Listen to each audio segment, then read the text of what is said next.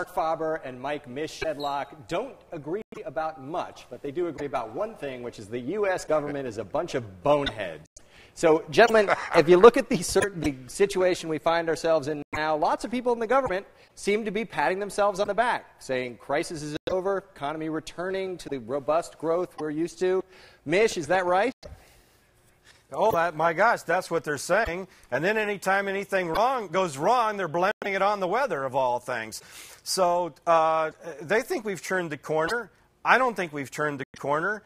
And I think more damage is coming. Mark, so you were saying in an earlier segment you think that all the spending we're doing here in the U.S. is going to bankrupt our government, and it's going to happen in European governments as well, or that was your inclination.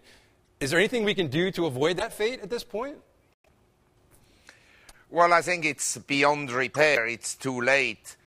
And I think the deficits, I said already a year ago, long before this was well known, that for the next 10 years, the fiscal deficit will stay above $1 trillion.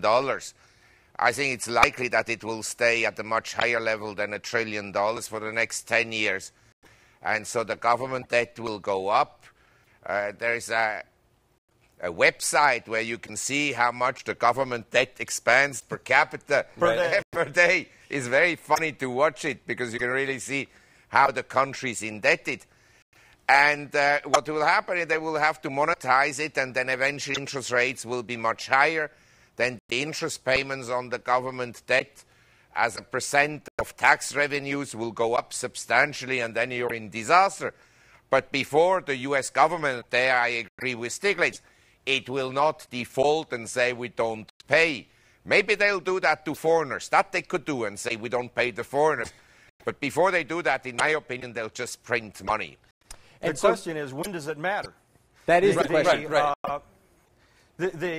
So, you know, Mark's right about what they're going to do. The question is, when does that matter?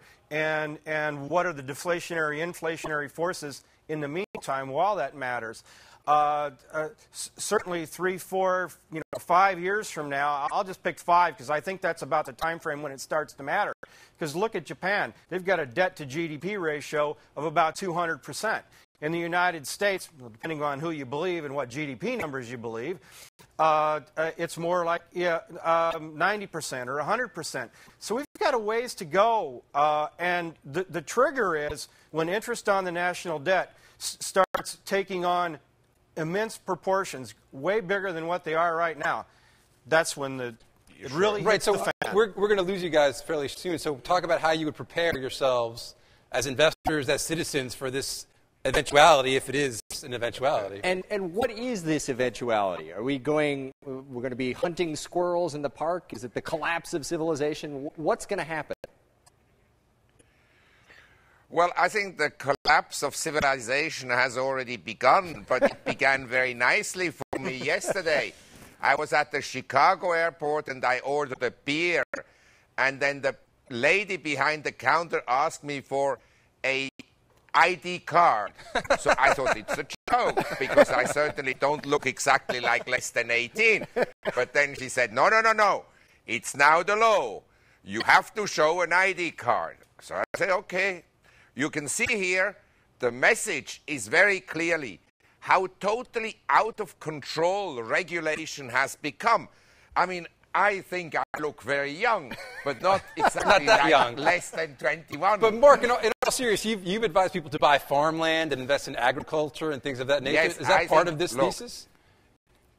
My belief is you have to accumulate slowly some gold every month, put some savings into gold. If I were living in the U.S. and I couldn't leave the U.S., I would build up some assets outside the United States.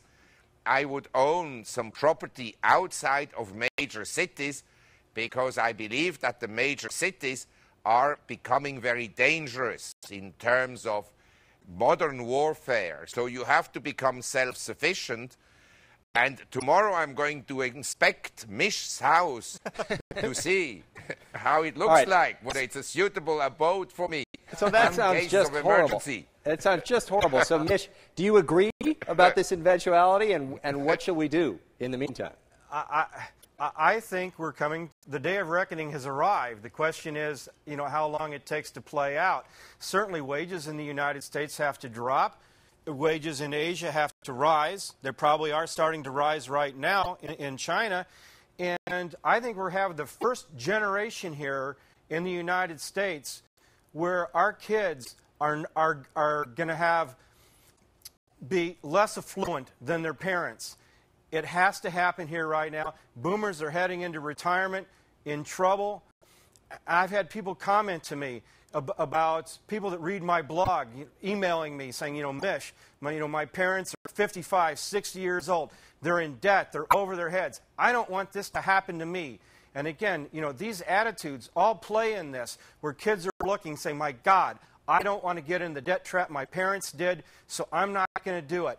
Again, that's all part of the deflationary and inflationary forces that are battling each other right now. Right. Well, as a parent and an American, I hope you're both wrong. And I will note that people said a lot of the same things in the 1970s, that America was over and our kids were going to have a lower standard of living. Well, it's not the 1970s because the ability of families to take on more debt had not yet been saturated. We were going from one-person household to two-wage earners in the family. We've exhausted that now. They need a third income. The third income isn't even there. Heck, we don't have enough jobs for two people. But on the inflation-deflation thing, I primarily look at this in terms of credit, not prices. So if we're saying that there's room for some prices to rise, on that score, Marc's right.